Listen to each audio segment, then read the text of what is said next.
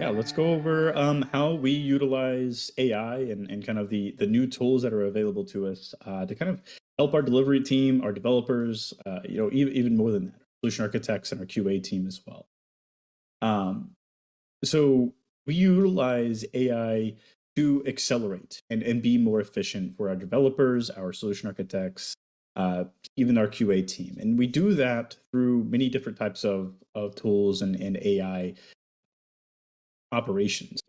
For example, ChatGPT is great, right? We utilize that a lot. We're doing that for user story generation, being able to talk to, an AI in order to get back better user stories, get back things that are more detailed, really giving it that question and answer in order to build better documents, to build more efficient documents.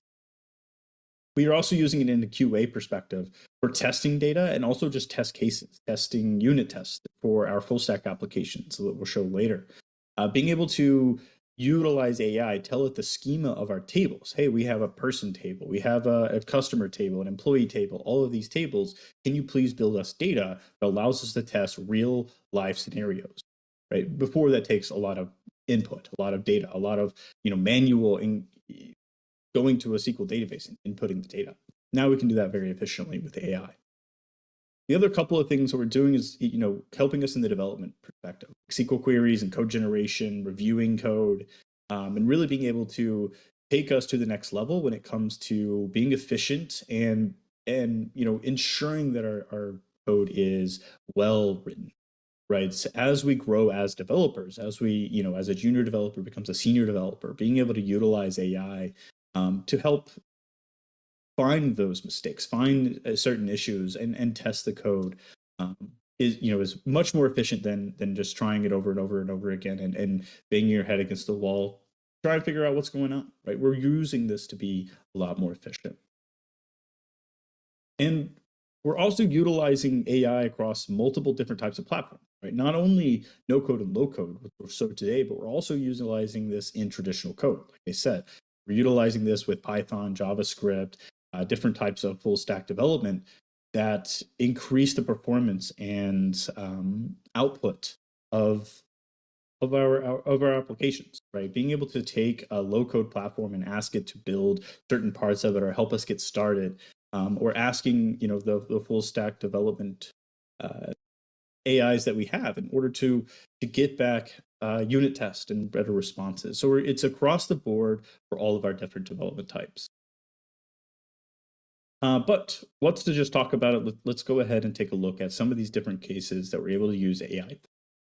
And what we're looking at here is Flutterflow. Flutterflow is used for really good mobile applications, some good web apps. These mobile applications can go directly to the Apple Store, Google Play Store. And what I'm going to do here is actually ask it, we'll go over this prompt really quickly, to generate a page for me, right? Not just generate a component, but generate a full page based on the prompt engineering that I've done. And again, the prompt engineering is where the developers and the solution architects are always going to be needed, right? We know what the customer is wanting, we know how they want to see it, and we need to be able to engineer a good prompt for the AI to understand. It's not going to pull it right from our brain, right from the customer's brain. It needs to be in a right format to get back the best response. And so what we're going to do here is display the account balance, some elements up at the top. We're going to have two sections showing the different types of amounts and currency. And then we're also going to show at the end just some recent transactions at the bottom. And I was able to build this prompt to showcase the best output, right? And sometimes you'll notice AI is not perfect, right? Sometimes it doesn't generate properly. But I do have one that did generate properly for this demo. And this is what it came back with. You'll see exactly the same prompt. And does this look perfect? No. This is not a perfect example of a perfect page, but this gets us started. And that's what AI is all about being quicker, about being, faster, getting these elements on the page. And we can now tweak these to be exactly what the customer wants. The next thing is also inside of Flutterflow. So what we're going to do here is actually create a new function. Right, inside of Flutterflow, you're using Flutter and Dart code in order to enhance the application. It's low code, it's not fully no code. So what we're going to do is write a function that is just going to take a JSON file, which is just a structured data text file. And it is going to create that function for me to remove any IDs from the key, from the JSON. I don't want the IDs to get out there, no matter what. Let's go ahead and take them. And so what this is going to do is actually utilize all of the information I'm giving it, the function name, this query that I just gave it, as well as any of the return values or settings that I'm defining here. So arguments are what I'm going to give to it. So I'm going to give it some input JSON. And the output is going to be a JSON as well. That's just going to have no IDs. So now I've set up all my prompt engineering at this point. You're doing a lot of prompt engineering, even if it's not directly in the prompt itself. I'm going to ask the AI to do this for me. And so this is really helpful because I don't know Dart. I don't know Flutter, but I know how coding, and development works in other languages, JavaScript and Python. And I can translate and know syntax somewhat, but this way I don't have to go and look it up. I don't have to go look, okay, how do I, take something and put it to a string in this language or this language or this language. I can utilize AI to help me do that.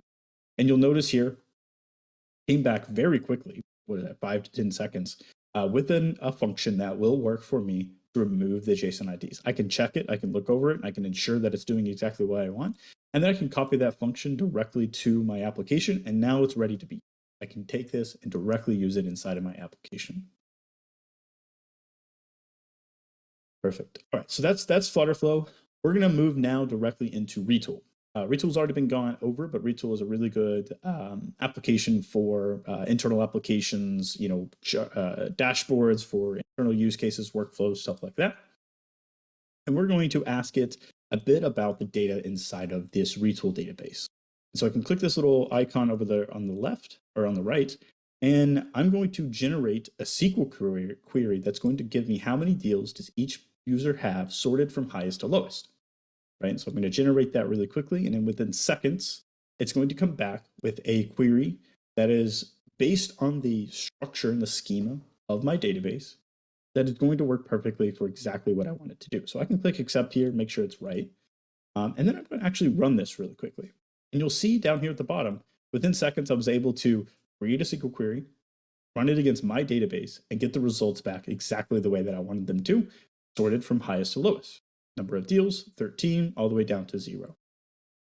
So a very quick way that, if I don't know exactly the schema, maybe I'm just being onboarded to this project, I can still write great SQL queries because I know exactly what I'm looking for. And I know the results that I'm looking for as well.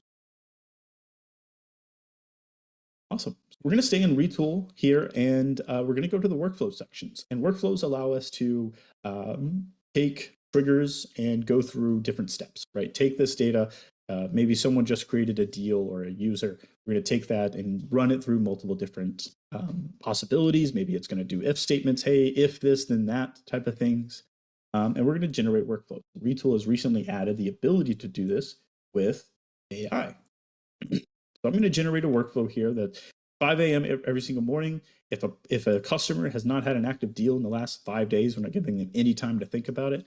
We're going to go ahead and send out a discovery email. Right, and you'll notice it's actually building this workflow directly in front of me. I'm not touching anything.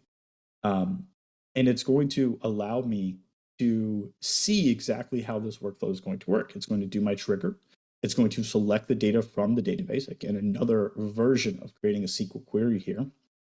And then it's going to send the email. Workflows have the email function directly inside of it. It's going to say, hey, this is who it's going to send it to, the subject, here's all the data, and the full body that is created from the LLM, OpenAI in this case, for the email the email body. And then we're going to make sure we get that back as a good response. So here I didn't know anything about any of the triggers or any of the things that are available in the workflows, but I was just able to create a workflow. And I know this is correct based on looking at what it's doing. I can see every single detail. I don't have to guess that it's doing it correctly as a developer. Perfect. So that's kind of the low code, no code side of things. Let's dive into a little bit more of a complex aspect here and go into full stack, right? What do we do with full stack? How do we utilize AI in full stack? And what I'm going to show here is actually the ability for us to create full stack code, React code in this example, just by asking GitHub Copilot to create us a component that's going to show us a dashboard with multiple metrics. And this is going to, again, create the code directly in front of me, import the right things, and allow me to make this dynamic. It's not going to just create and put static stuff on the screen. It actually knows, hey, you probably want to insert metrics in here and build those directly in your SQL database or wherever it may be. And then we're going to show those on the screen, right? And now I have the start, not perfect, the start of a code that I can get started with all the right typings, with all the right imports and everything that are needed in order to get my development to be a little bit more efficient. I can go through and do that for a lot of different things. Maybe I just want a simple function. I can ask it for just a singular function for my page and for my workflow. And then the last thing that we're going to showcase here is the ability to do unit tests. And what we're going to do here is ask it to talk about my code. So let's take this, let's copy all of this. I'm going to say, write unit test for my code. It's already an option there. It's very utilized very well inside of GitHub Copilot. Now it's taking a look at the code that I've given it and actually creating mock examples of the tests that I want it to do. And this is exactly how we would normally build unit tests and go through all of our code and make sure that we're not breaking it every time we do a new release. This is very simple test cases. You'll see it's writing all of that out for me. I can now take this, copy and paste it directly into my unit test folders and use this as is to test one or more use cases. Cool. So that is really how we're utilizing. There's multiple different other ways, but a couple of examples of how we're utilizing AI in our day-to-day as a developer, as solution architects, as even QA testers. But I do want to mention that, as you kind of saw, AI is not a crutch, right? It's a tool that we're utilizing to make us more efficient, but it's not something that is really based on, oh, we're just using AI to build applications. The developer and AI kind of partnership that happens with the prompt engineering and oversight of the AI's output and capabilities is really key for utilizing AI as a tool. And the future of AI really depends on developer, being able to shape the responsibilities and capabilities of the AI along with how it's going to learn and get better. If we're just constantly using the output of the AI to train the AI, then it's never going to get better. But as humans and developers get and showcase better AI, then we're able to make that and push that AI to go further and to build better and better outputs for code and low code. That is really how we're utilizing developer or AI as developers, and it's really pushing us to the next level. So I'm going to go ahead and pass this right back over to Martin to kind of close this out.